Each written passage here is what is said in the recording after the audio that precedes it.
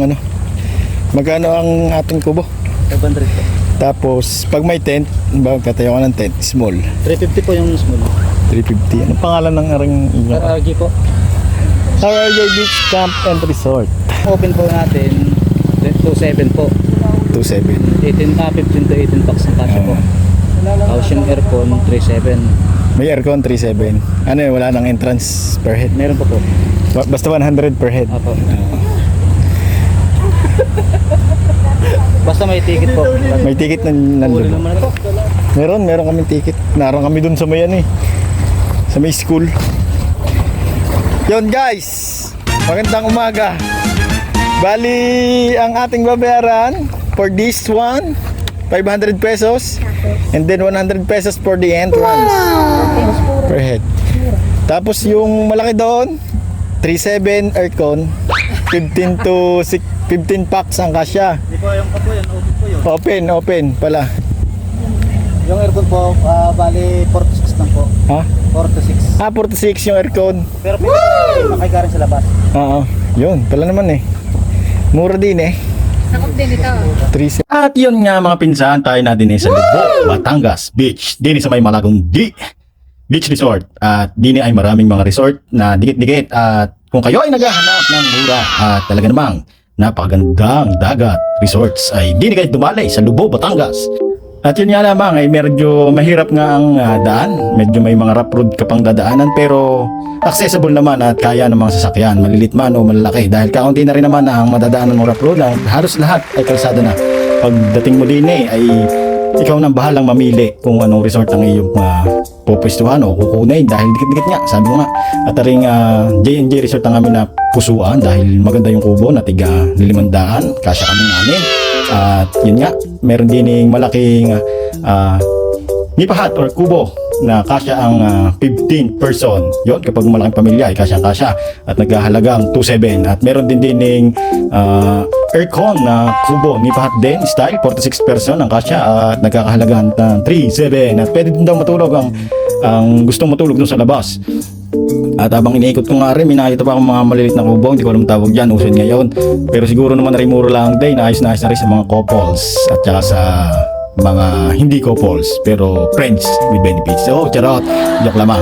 At nga, ako naghahanap kami ni Sir Bakoy ng kakainan at mabibilhan ng pagkain. Yun, maganda at magdala kayo ng pagkain din dahil medyo pricey nga ang mga bilihin din At di kaya mahal na hindi, mahirap nga naman daw pumunta ng bayan at biruin mo, bababa ka pa ng bundok. Oh, paano ba naman yun? Pero ayos na rin.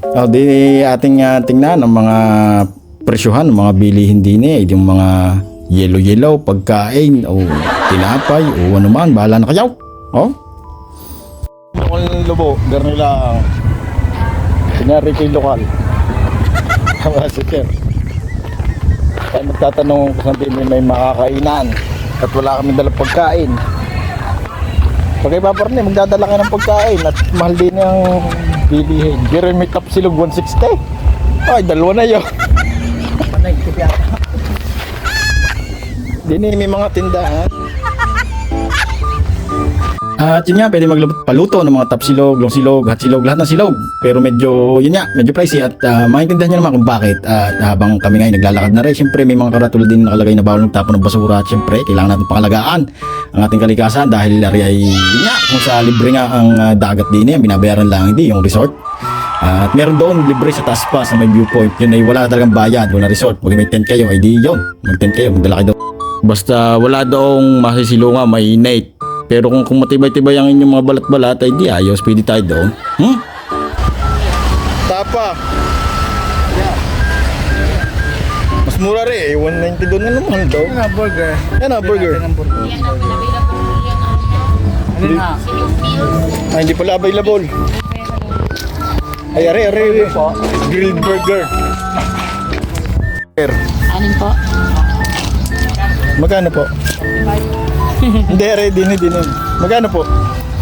Ang regular po ay 99. At nawamali kami ni Sir, 99 pala yun, kala ko 35. Oh, atras, di kaya parating, mahal. Lipat sa kabila. Oh, hanap ulit, Sir, hanap tayo ha. Mahal pala, mababigla si sir, 99. 99 sir, isa, tapos 6. Ay 600. Isang pansit na bilao na yun. 99, masarap naman, malaki.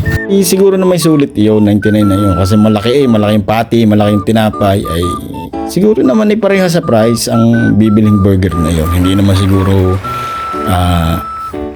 sa price hindi siguro, hindi katugma sa price at sa burger. Nakakainin mo kung ibibili. At yon, sabi ko nga, hindi magdala kayo ng pagkain kung gusto nyo kayo ay makamura. Hindi kami lahat din na nagkamali din dahil ang dalalaan namin na ay fishball, kikyam, ano ko naman yun. Pero ayos na din yun dahil rin naman yan lang, biglaan na trip. Hindi, yelo na lang ang bibilhin. No, sir, bili tayong yelo. Ilang pira? Yelo na. 5 pira. Madami yan ata, sir. Ano yan? Madami yan. Ikaw, sige, bahala ka. Sige lang. Isang gayon. Paano ka hindi mamahal din ang bilhin eh? Kalayo ng bayan. Bure, may dadaanan mo eh. Bundok.